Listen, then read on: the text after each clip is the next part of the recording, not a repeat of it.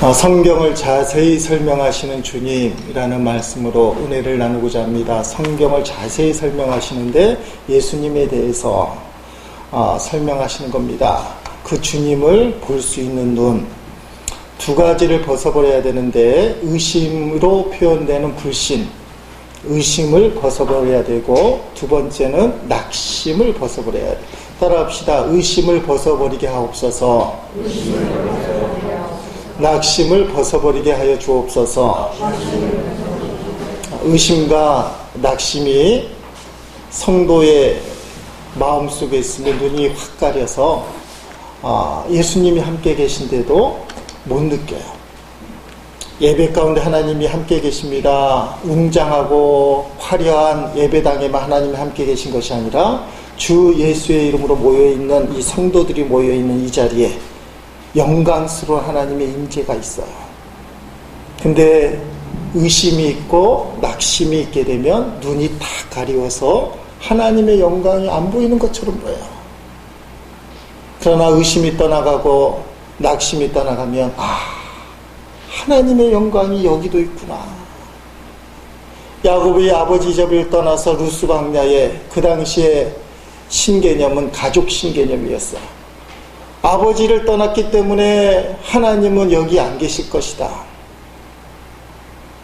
이삭의 하나님, 할아버지 아브라함의 하나님은 이 루스 광야에 없을 것이다. 그가 잠을 자는데 하늘로부터 사닥다리가 내려와서 천사가 우르르 내리라. 그때 박수 치면서 야! 여기 하나님이 계시는구나.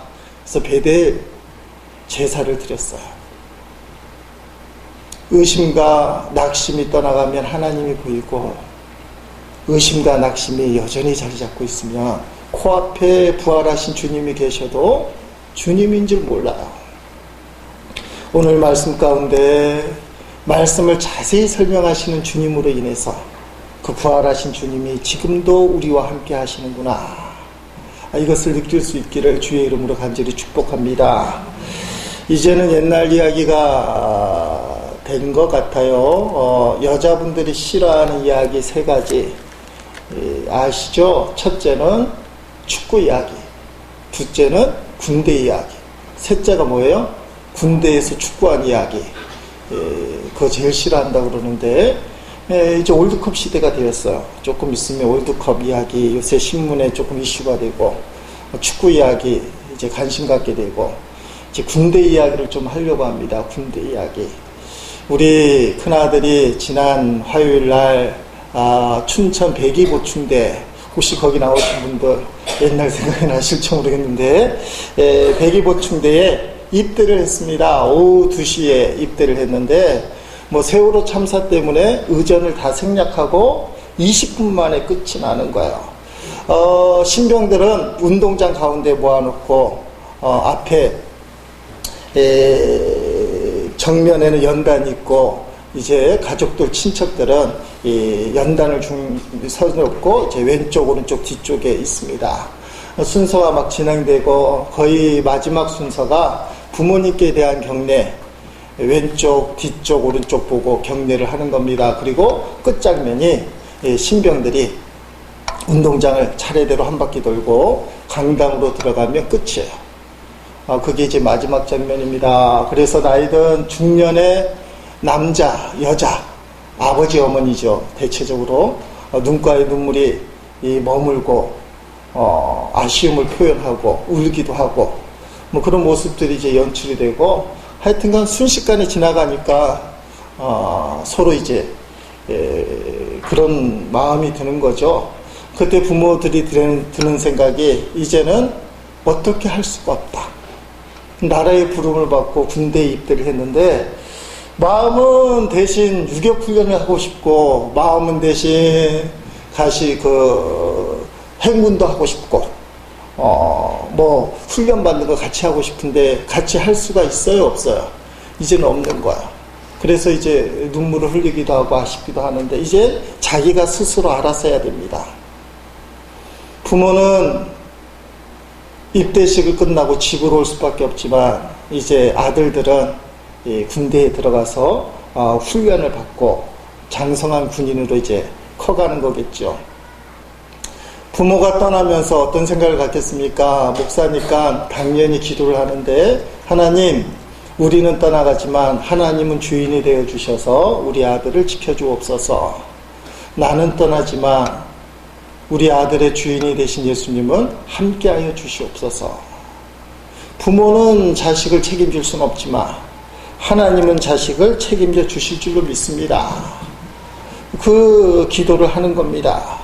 여러분, 사람은 사람을 책임질 수는 없지만 하나님은 사람을 책임질 수 있어요. 어디서 무엇을 하든지 간에 하나님은 성도와 함께 하신다는 거예요. 혹시 오늘 예배 가운데 하나님이 어떻게 나의 삶의 현장에 같이 할 수 있을까? 우리 한국 사람들 마음속에 요새 쾅하고 그 마음이 들잖아요. 예수 믿다가도 기도할 마음도 없어진다는 분도 계신데, 어떻게 하면 이런 일들이 살아계신 하나님이 있다면 일어날 수 있습니까? 사람에게 말 못해도 사람들에게 하하고 웃고 인사하고 안녕하십니까 했지만 내 마음속에 시커멓게 수처럼 타버린 이 안타까움들, 고민들, 문제들을 갖고 주님 앞에 왔는데, 주님이 살아계시면 어떻게 이런 일들이 생길 수 있습니까? 오늘 참 잘하셨습니다. 그럼에도 불구하고 좋으신 하나님 우리와 함께 하신 줄로 믿습니다. 그런데 의심과 낙심이 그 사람 마음에 꽉 자리 잡고 있으면 아무리 목사가 얘기를 해도 성경이 가르쳐줘도 본인은 아니라는 거예요. 그런 하나님은 없는 것 같아요. 그렇다는 겁니다. 오늘 말씀을 통해서 하나님이 정말 나와 함께 하시는구나. 오늘 본문에 보면 엠마오로 가는 두 제자 이야기입니다. 그들은 실제로 부활하신 주님이 함께 하셨어요.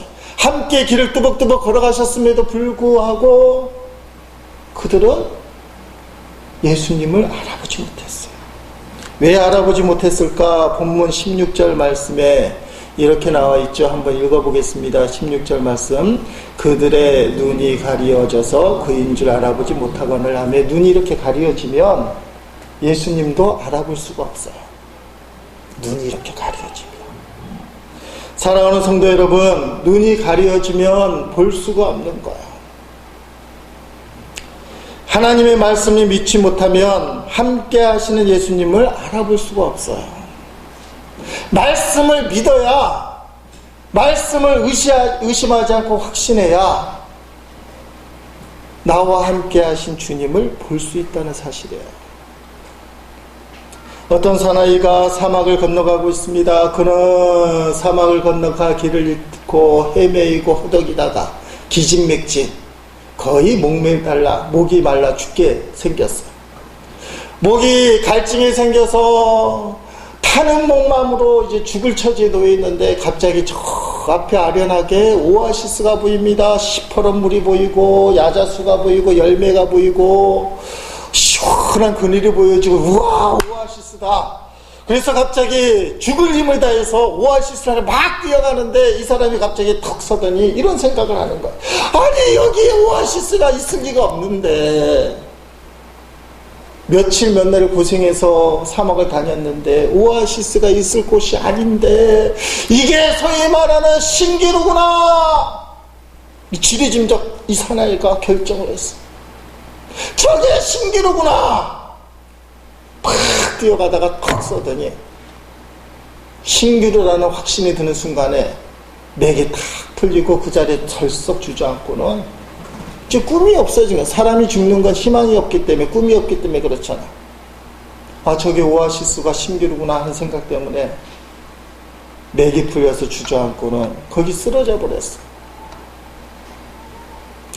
얼마 후에 지역 사람이 지나가는데 이 사람을 발견한 겁니다. 쓰러진 사나이를 이렇게 흔들어 보니까 벌써 죽었어.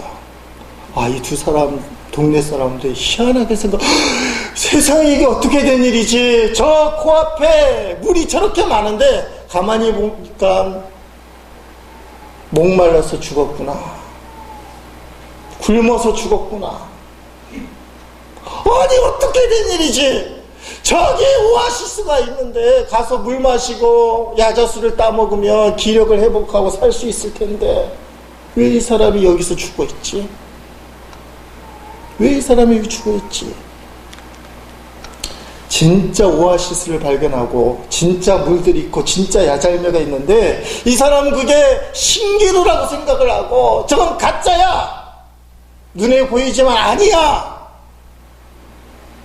그 의심 때문에 그는 풀썩하고 주저앉고 그 자리에서 죽었다는 거. 얼마나 안타까운 일입니까? 진짜보다도 의심을 더 확신했기 때문에 나는 진짜 오아시스를 볼 수 없을 거야, 저 오아시스는 신기루일 거야 라는 그 잘못된 생각이 충분히 살 수 있는 기회를 놓쳐버리고 그 자리에서 죽었다는 거예요.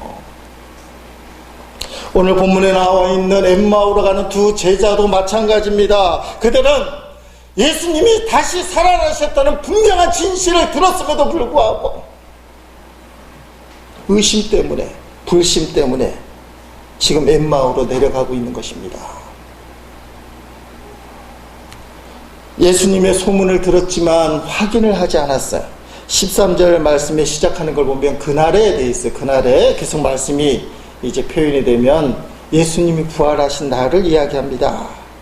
예수님이 부활하신 날 소문을 들었어요. 아침에 예수님의 시신을 수습하기 위하여 막달라 마리와 여인들이 갔더니 예수님의 무덤이 비어 있었다. 그래서 베드로 사도가 급하게 쫓아가 봤더니 예수님의 무덤이 비어 있었다.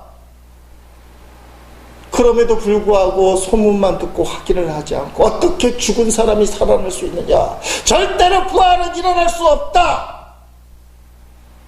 그래서 그들은 예수님을 쫓던 신앙을 탁 내려놓고 엠마오로 내려가는 길을 선택하고 터벅터벅 걸어가고 있는 것입니다. 터벅터벅 걸어가는 그 길 속에 그들은 의심을 가득 찬 마음이 있었기 때문에 예수님이 바로 같이 동행하시면서 말씀을 해주시는데도 예수님을 알아보지 못했더라. 여러분, 눈에 보는 건 믿는데 말씀을 믿지 못하는 사람의 모습이에요. 글로바가 소문에 대해서 얼마나 잘 믿는지 오늘 보면 18절로 24절까지 자기가 들은 이야기, 소문에 대한 이야기를 설명을 해요. 예수님이 물어보죠. 너희는 왜 그렇게 무슨 얘기를 하고 있느냐? 당신은 예루살렘에서 일어난 일을 모릅니까? 그 얘기 18절로 24절까지 말씀. 글로바가 답답한 마음, 엠마오가 가는 두 제자 중에 한 사람이 글로바인데, 자, 쉬운 성경으로 한번 읽어보겠습니다. 자, 예수님께 이제 설명을 하는 거예요. 다 같이 읽습니다. 그 가운데 글로바라는 사람이 예수님께 대답했습니다. 당신은 예루살렘에 다녀오면서 최근에 무슨 일이 일어났는지 모른단 말이요. 예수님께서 그들에게 물으셨습니다. 무슨 일입니까? 제자들이 말했습니다. 나사렛 예수님에 관한 일인데 그분은 하나님과 백성 앞에서 행동과 말씀에 능력 있는 예언자이셨습니다. 그런데 대제사장들과 우리 지도자들이 그분을 죽게 넘겨주어 십자가에 못 박았습니다. 우리는 이스라엘을 구원할 분이 바로 그분이라고 기대했습니다. 뿐만 아니라 이 일이 일어난 지가 3일째입니다. 우리 중에 어떤 여자들이 우리를 놀라게 했습니다. 그들이 아침 일찍 무덤으로 갔지만 예수님의 시신을 보지 못하고 돌아와 예수님께서 살아나셨다고 말하는 천사를 보았다고 했습니다. 우리와 함께 있던 사람들 중에 어떤 사람들이 무덤으로 달려갔는데 그 여자들이 말한 대로였고 예수님을 볼 수 없었다는 것입니다. 아멘. 자, 예수님이 이스라엘을 구원해 주실 분이라고 믿었는데 그 기대가 십자가 때문에 무너졌어요. 의심의 이유, 불신의 이유입니다. 교회를 말입니다. 자기 소원으로만 다니고 끝까지 자기 소원만 붙들면 마지막에 딱 닿는 것이 의심이라는 벽이에요.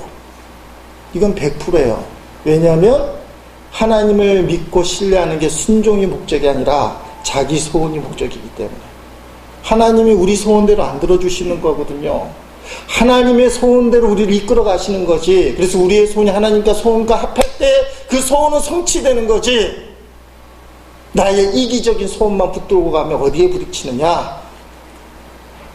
이 엠마오라는 두 제자처럼 자신의 기대가 무너져 내릴 때 의심을 품고 엠마오로 내려가는 삶이 된다는 겁니다. 들은 거, 본 거는 설명을 잘해요. 예수님이 십자가에 죽으셨습니다. 어떤 여자들이 천사들을 통해서 부활하셨다는 얘기를 들었습니다. 그러나 말씀을 안 믿었어요. 예수님의 설명입니다. 이야기를 듣고 25절 26절에 예수님이 이렇게 설명을 해드립니다. 해주고 있습니다. 읽어봅니다. 그러자 예수님은 그들에게 말씀하셨습니다. 너희는 어리석고 예언자들이 말한 것을 더디 믿는구나. 그리스도가 이 모든 고난을 받고 그의 영광에 들어가야 할 것이 아니겠느냐 하며, 너희는 자기의 소원으로 이스라엘을 회복할, 이스라엘을 구원해줄 구세주만 생각하지 진짜 믿음이 없다는 거야. 아직 너의 믿음은 진짜 믿음이 아니라는 거야. 가다가만 믿음, 자기 소원밖에 없는 믿음. 그래서 더디 믿는구나. 왜냐하면 이 두 제자가 다시 예루살렘으로 돌아갈 것이기 때문에. 자기 소원만 붙들고 신앙생활 하는 사람은 더디 믿는 거예요. 더디 믿는 거. 불신이 예수님을 못 믿게 만들어요. 십자가만 있고 영광스러운 부활을 체험하지 못하는 것. 하나님의 말씀을 더디 믿을 때 우리가 예수님이 함께 계신데도 알아보지 못해요. 그래서 어떻게 해야 되느냐? 현실적으로 얘기하면 의심이 차이는 걸 어쩔 수 없잖아요. 그 의심을 걷어내는 실제적인 방법, 하나님의 말씀을 있는 그대로 확 붙드는 거야. 더디 믿을 수밖에 없는 삶의 형편이지만 나는 하나님 말씀을 확 붙들겠다. 머리로 붙드는 것이 아니라 믿음으로 붙드는. 따라합시다. 머리로 붙들지 말고 믿음으로 붙들라. 머리로 붙들면 생각을 많이 하고 앞뒤 좌우를 따지게 되고 실천이 안 돼요. 그러나 믿음을 앞세우는 거예요. 자, 믿음을 앞세운 사람들이 있습니다. 우리 김혜재 감리교회 사랑하는 여러분들이 데살로니가 교인들처럼 말씀을 받아들이기 원하는데, 데살로니가 교회는 믿음의 역사, 사랑의 수고, 소망의 인내로 유명한 교회인데 이들의 말씀을 듣는 태도가 남달라요. 자, 한번 읽어봅니다. 데살로니가전서 2장 13절 말씀. 이러므로 우리가 하나님께 끊임없이 감사함은 너희가 우리에게 들은 바 하나님의 말씀을 받을 때에 사람의 말로 받지 아니하고 하나님의 말씀으로 받음이니 진실로 그러하도다. 이 말씀이 또한 너희 믿는 자 가운데서 역사하느니라. 아멘. 믿는 자 가운데 역사하는 말씀은 더디 믿는 말씀이 아니에요. 자기 소원만 붙드는 것이 아니라 하나님의 말씀이, 사랑이 주시는 말씀이 아니라 하나님이 내게 주시는 말씀, 내게 주시는 레마의 말씀, 나에게 꼭 필요한 말씀, 내가 듣기 싫어도 주님 보시기에 내게 합당한 말씀, 나는 그 말씀을 아멘으로 받겠습니다. 생활은, 형편은 지금 더디 믿을 수밖에 없어요. 인생이 너무 힘들어요. 지난 주간도 밤잠도 못 자고 고민하다 왔다 이거예요. 육신의 아픔 때문에, 질병 때문에, 가족 문제 때문에, 사업 문제 때문에 지금 주님 앞에 와서 예배 드려도 이게 온전한 마음이 아니라는 거예요. 우리가 어떻게 할 수 없어요. 그러나 이제 믿음을 사용하는 거예요. 하나님의 말씀입니다. 난 더디 믿지 않고 말씀을 아멘으로 붙들겠습니다. 그게 탁 붙드는 거예요. 사람의 말씀이 아니라 하나님의 말씀으로 붙들겠습니다. 그러면 그 말씀이 우리의 영을 쪼개서 현실을 보게 만들고 문제를 해결하는 하나님의 능력이 되는 거예요. 그래서 기독교는 말씀의 종교라고 하는 겁니다. 말씀을 붙드느냐 안 붙드느냐. 엠마오를 가는 두 제자는 불신을 근거로 의심에 사로잡혔는데 말씀을 붙든 것이 아니라 자기 소원을 붙들었어요. 그래서 예수님이 하시는 말씀이 너희가 예언자를 말한 것을 더디 믿고 있다. 구약 성경에 기록된 말을 더디 믿고 있다. 진짜 믿음을 갖지 않고 있다는 거예요. 우리가 언젠가 몇 주 전에 나눈 것처럼 예수님이 다시 부활할 것이라는 이야기가 복음서에 그렇게 많이 선포되고 예언되었음에도 불구하고 그 말씀은 안 들어오는 거예요. 의심과 불심에 쌓였을 때 오늘 내게 주시는 말씀으로 붙드시길 주의 이름으로 축복합니다. 확 붙들어요. 그게 아멘 하는 태도고. 여러분, 예수님을 알아보지 못하는 것은 낙심 때문에 그래요. 낙심. 연관성이 있는 말씀인데 마음의 낙심이 콱 자리 잡게 되면 함께 계신 예수님을 알아볼 수가 없어요. 성경에서는 예루살렘을 향해 가는 것은 올라간다. 따라합시다. 올라간다. 그러면 예루살렘에서 다른 지역으로 가는 건 뭐라 할까요? 내려간다. 따라합시다. 내려간다. 어디로 올라가요? 어디로 내려가요? 세상. 자, 예수님이 비유로 누가복음 10장에 강도 만난 사람 이야기하잖아요. 그 예를 한번 보겠습니다. 누가복음 10장 30절 읽어보겠습니다. 시작. 예수께서 대답하여 이르시되 어떤 사람이 예루살렘에서 여리고로 내려가다가 강도를 만나매 강도들이 그 옷을 벗기고 때려 거의 죽은 것을 버리고 갔더라. 아멘. 예루살렘이 높은 곳에 있는 고지대예요. 그래서 지형상으로 실제로 예루살렘에서 다른 지역으로 내려간다. 다른 지역에 있던 사람들은 예루살렘에 올라간다는 것인데 예루살렘에 하나님의 성전이 있어요. 그래서 성경에서는 예루살렘에서 내려간다는 것은 영적으로 내려가는 걸 의미해요. 예루살렘을 올라간다는 것은 하나님의 말씀을 붙들고 사명을 감당하기 위해서 올라가는 거예요. 예수님도 갈릴리에서 목회하시다가 예루살렘에 십자가를 지시기 위하여 예루살렘에 올라가셔서 사명 감당하는 거예요. 지금 이 엠마오 가는 두 제자는 예수님의 제자인데 예수님과 동고동락 하다가 사명 감당할 각오를 하다가 그들의 소원이 꺾이는 순간에 사명을 탁 내려놓고 야 이제는 집에 가서 쉬자. 예수님 믿어도 소용없네. 내려가고 있어요. 왜요? 예수님에 대한 낙심 때문에. 예수를 믿어도 소용이 없네. 나름 열심히 해봐도 소용이 없네. 그들은 슬픈 빛을 띠고 예수 믿어도 소용이 없다는 그 마음 때문에, 그 낙심 때문에 내려간다는 거예요. 그래서 강도 만난 사람 비유에서 여리고로 내려가다가 강도를 만나게 되었다. 사랑하는 성도 여러분, 여러분 중에도 믿음 생활 열심히 하다가 나름대로 예루살렘에 올라갔다가 여러 가지 이유 때문에 내려가는 사람들이 있을 수 있어요. 새벽기도 열심히 하시다가 새벽기도 안 되네 하고 내려가는 성도가 있을 수 있어요. 나름대로 집회 열심히 참석을 했는데 무슨 이유에서인지 모르지만 안 되겠다고 내려가는 사람이 있어요. 남 이야기할 것 없이 저도 지역전도 주보 돌리고 우리 전도 자석 스티커 붙이고 그거 열심히 하는데 어느 순간부터 안 하는 거예요. 그게 영적으로 내려간다는 것입니다. 그런데 여러분, 내려만 가서는 문제가 해결이 안 되는 거예요. 계속 강도만 만나게 되는 거예요. 내려가면 마음이 편하고 살 것 같은데 사실은 그것이 죽는 곳이에요. 예루살렘에서 내려가게 하는 것은 마귀의 계략이에요. 육적으로 그렇다는 거, 그렇게 만든다는 거 알잖아요. 육적으로 그렇게 해야만 쉴 것 같은데 사실은 영적으로는 죽는 거야. 왜 그렇습니까? 육은 몰라도 예루살렘으로 올라갈 때 영이 살아나요. 영이 살아나면 따라합시다. 영혼이 잘된 같이 범사가 강건해진다. 그게 말씀이에요. 육적인 것은 몰라도 예루살렘에 올라가면 영혼이 잘 돼서 마음에 강건함이 생겨서 이기게. 자, 그 이기는 방법을 살피려고 합니다. 어떻게 하면 올라갈 것인가. 나중에 이 엠마오로 가는 두 제자가 예루살렘으로 올라가잖아요. 살펴보긴 하겠습니다만 올라가는 방법은 뭐냐? 말씀을 통해서 예수님을 만나야 된다는 겁니다.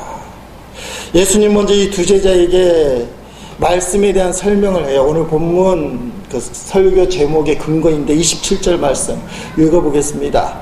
이에 모세와 모든 선지자의 글로 시작하여 모든 성경에 쓴 바 자기에 관한 것을 자세히 설명하시니라 하면 예수님이 성경을 자세히 설명을 해주기 시작해요. 그리고 저녁이 되어서 식사를 할 때 두 제자의 눈이 열리고 예수를 보게 되는 겁니다. 교제죠. 30절 31절 말씀을 읽겠습니다. 그들과 함께 음식 잡수실 때에 떡을 가지사 축사하시고 떼어 그들에게 주시니 그들의 눈이 밝아져 그인 줄 알아보더니 예수는 그들에게 보이지 아니하시는지라. 하며 자, 알아보는 그 순간에 예수님은 사라지셨어요. 왜냐하면 이젠 예수님을 믿을 테니까.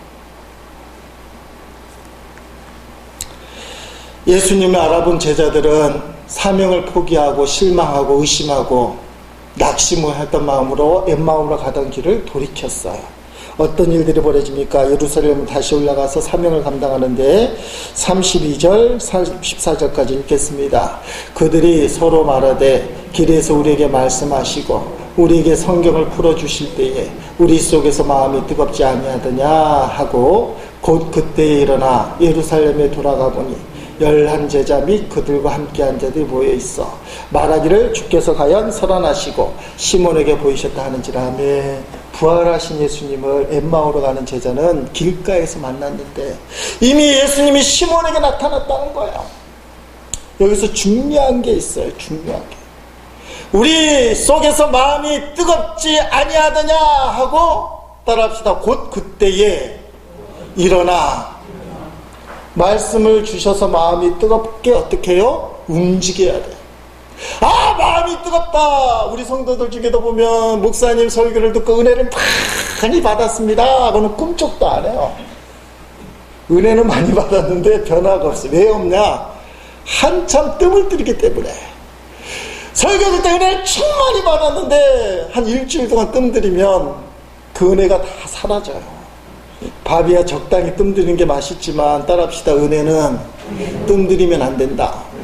지금 뜸을 안 들여요. 마음이 뜨겁지 아니하더냐 하고 곧 그때로 일어나 예루살렘에 돌아갔다.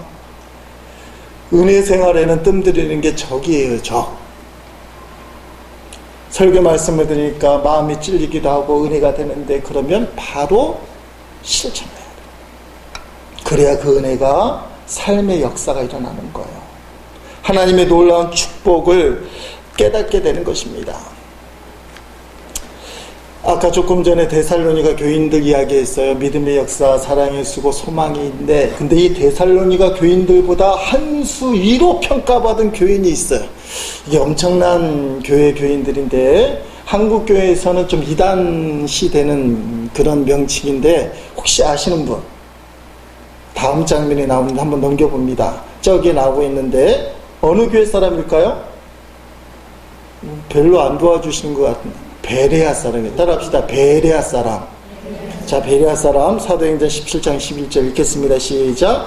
베레아 사람들은 데살로니가 사람들보다 더 고상한 성품을 가진 사람들이었습니다. 그들은 바울과 실라의 말을 열정적으로 받아들였으며 바울이 한 말이 사실인지 알아보려고 날마다 성경을 연구했습니다. 아멘. 자, 데살로니가 사람들보다 성격이 어떻게 해요? 고상한 성품. 고상한 성품이라는 것은 얌전하다, 점잖다라는 뜻이에요. 얌전타, 점잖다는 좋지만 그러나 신앙생활할 때 열정이 없으면 안 돼. 아무리 얌전해도 열정이 있어야 될 줄로 믿습니다. 아무리 점잖해도 그 속에 열정이 있어야 돼. 그 사람들은 얌전해서 다른 사람들처럼 데살로니가 교인들처럼 뭐 하나님이 주신 말씀이다 막 이렇게 생각하진 않지만 하나님의 말씀이 진짠가, 바울이 설교한 게 사실인가를 확인하기 위해서 날마다 성경을 상고했다. 성경을 읽었다, 성경을 묵상했다, 또는 성경을 필사했다. 사랑하는 성도 여러분, 말씀을 가까이 하셔야 돼요. 말씀이 성도를 변화시켜요.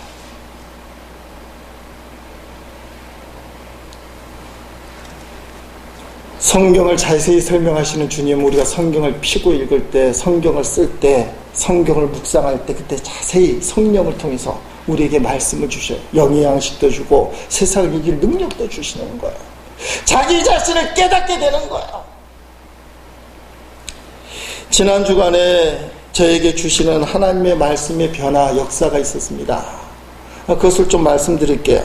저는 다윗을 생각하면서 사실 많이 울었어요. 지금 사무엘하를 새벽 기도회 때 묵상을 하고 있는데 사무엘하의 내용에 보면 다윗에 관한 내용들이 계속 이어지고 있습니다. 다윗은 명실공히 이스라엘의 12지파의 왕이 됩니다. 하루는 승승장구를 했어요. 일마다 때마다 날마다 승리하게 하나님을 찬양하는데 다윗이 가만히 생각해 보니까 자기는 백항목 궁전에 살고 있는데 이렇게 으리으리한 백항목으로 지은 좋은 집에 살고 있는데 아직도 우리 하나님은 하나님의 임재가 상기는 법궤는 성막이 있구나. 텐트에 있다. 그 텐트.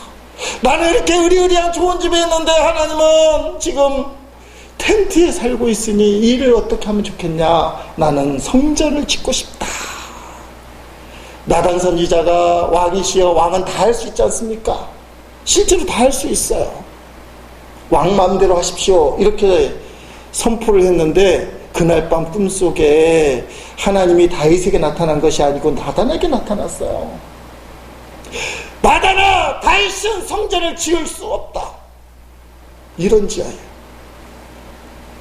역대상 22장 8절에 근거를 대는데 그는 전쟁을 많이 해서 피를 많이 흘려서 하나님의 거룩한 성전을 지을 수 없다. 길게 사무엘하 7장에 설명을 해요. 나단은 왕 마음대로 하시오 해놓고는 다윗을 다시 찾아가서 하나님이 안 된다고 합니다. 여러분 같으면 어떻게 하겠어요?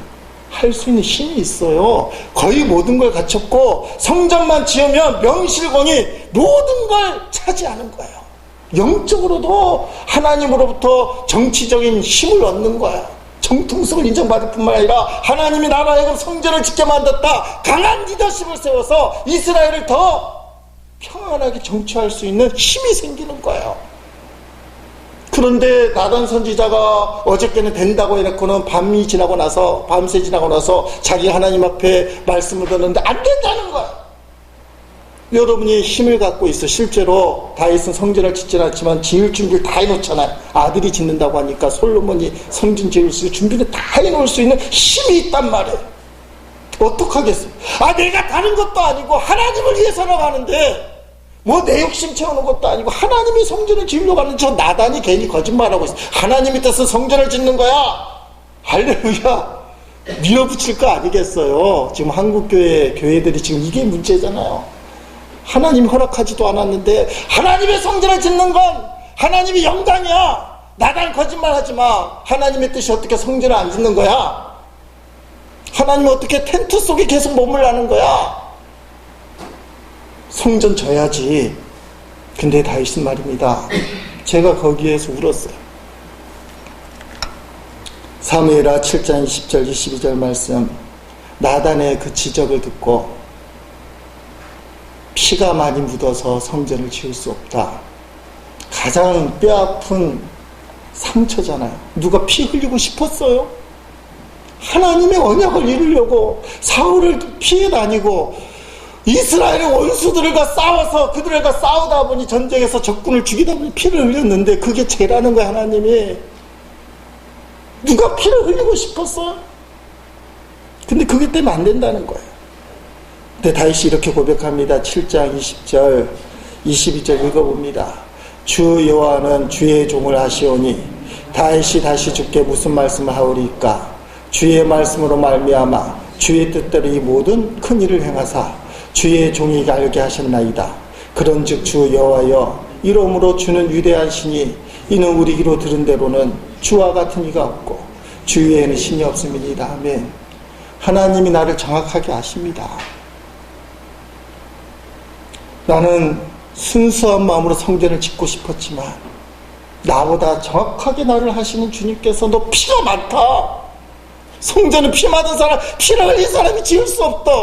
나 이게 듣기는 싫지만 사실입니다. 사실이라는 거예요. 다윗이 다시 주께 무슨 말씀을 하오리까? 이걸 의역하면 내가 하나님 앞에 무슨 변명을 하겠습니까? 순종하겠나이다. 떼쓰지 않고 어거지 쓰지 않고 나단이 거짓말한다고 밀어붙이지 않고 깨끗하게 성전 건축 포기하겠습니다. 이게 다윗의 믿음의 위대함이에요. 하나님 앞에서 눈 감으면 성전 안 지을 이유보다 지을 이유가 많다 이거예요. 사람들에게 설명하기로 작정하면 능히 사람들이 따라올 거라 이 말이에요. 그런데 하나님은 아시잖아요. 다윗이 자기의 소원을 꿈꾸려고 하면 성전 지을 수 있어요. 그러나 다윗은 자기의 소원을 이루는 게 신앙생활의 목표가 아니었어요. 하나님이 나를 정확하게 아시죠. 맞습니다.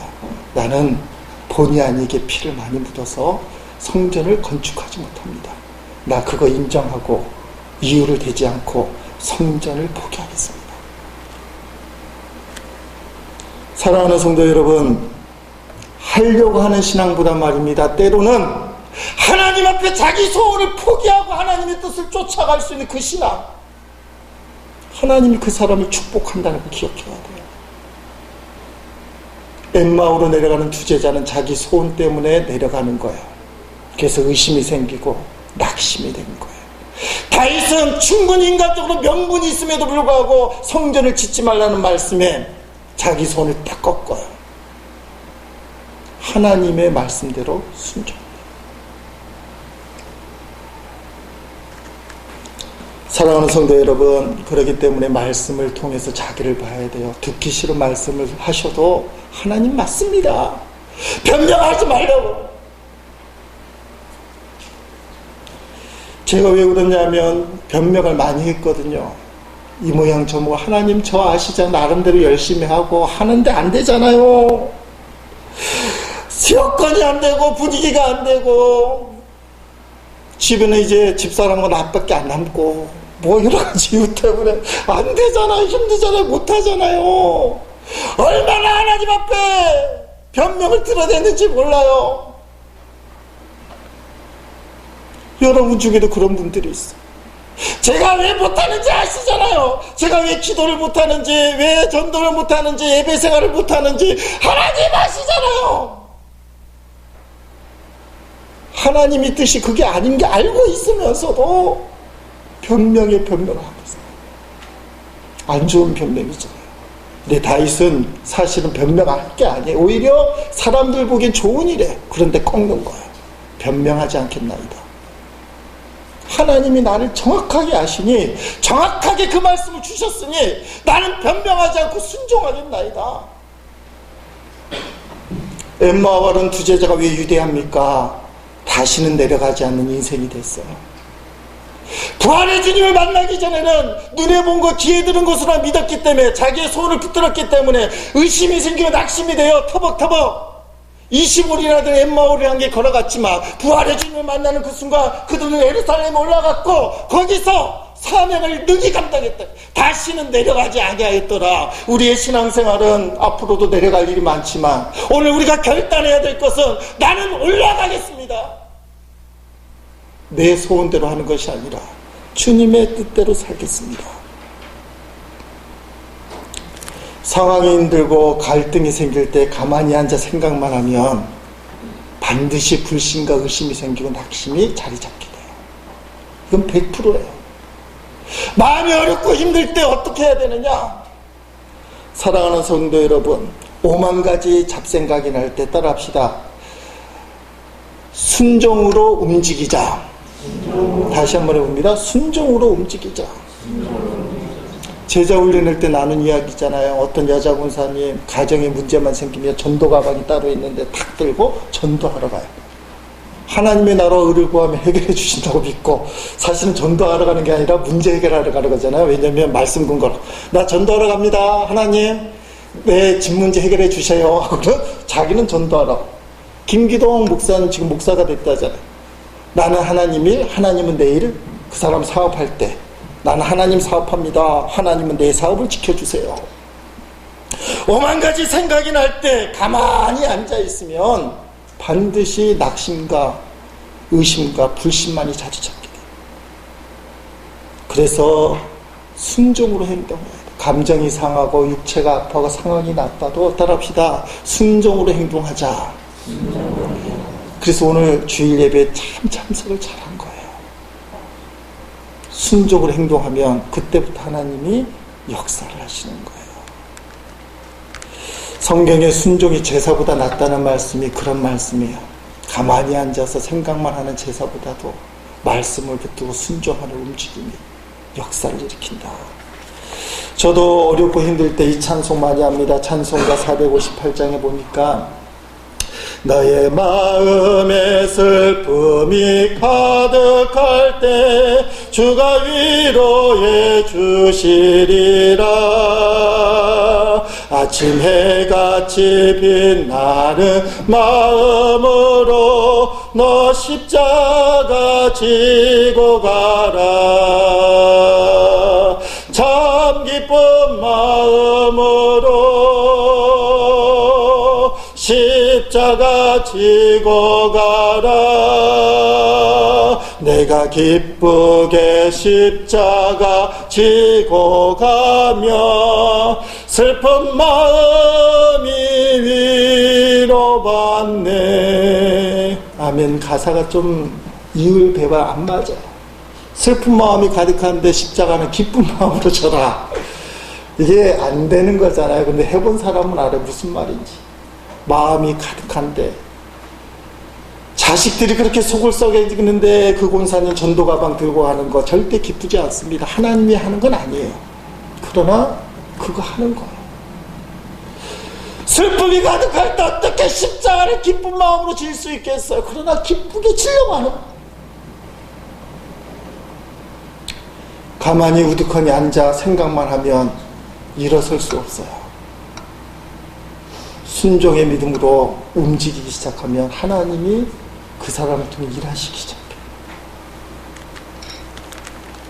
엠마오로 가는 두 제자는 부활에 주님의 소문을 들었음에도 불구하고 사실 확인하지 않고 기정사실, 절대로 부활은 있을 수 없다. 그러므로 부활의 주님을 눈에 코앞에 보고 있음에도 불구하고 알아보지 못했어요. 의심과 낙심 마음 때문에. 주님은 그 마음속에 말씀으로 얘기를 해주십니다. 예수님은 두 제자를 포기하지 않았어요. 이게 복음이에요. 의심과 낙심에 차 사명을 포기하고 내려가는 이 엠마오의 두 제자를 포기하지 않고 당신을 알아봐 주지도 못함에도 불구하고 찾아오셔서 말씀을 자세히 설명해 주심으로 눈을 밝게 뜨게 만드신 주님, 그분이 오늘 저와 여러분을 찾아오셨다 이 말이에요. 여러분이 마음에 의심이 가득하고 내 소원이 꺾여서 살아갈 맛이 없다고 생각하고 해서 뭐하냐, 믿어서 뭐하냐, 인생을 포기하고 싶은 마음이 있지만 주님 앞에 나와 있을 때 주님이 여러분을 찾아오셨다. 여러분이 알아봐주든 알아봐주지 않든 상관없이, 그리고 동일하게 말씀을 우리에게 얘기해 주시는 거예요. 이제 눈이 뜨이는 겁니다. 이제 우리가 해야 할 일은 마음이 뜨거울 때 예루살렘으로 올라가야 되는 거예요. 뜸들이지 말고. 사랑하는 성도 여러분, 이 시간에 우리와 함께 하신 주님을 볼 수 있는 활짝 열리기를 주의 이름으로 축원드립니다. 그 주님 붙들고 생각만 하지 말고 주님 붙들고 예루살렘으로 올라가는 순종의 행동이 있는 우리 모두가 되기를 주의 이름으로 축원드립니다.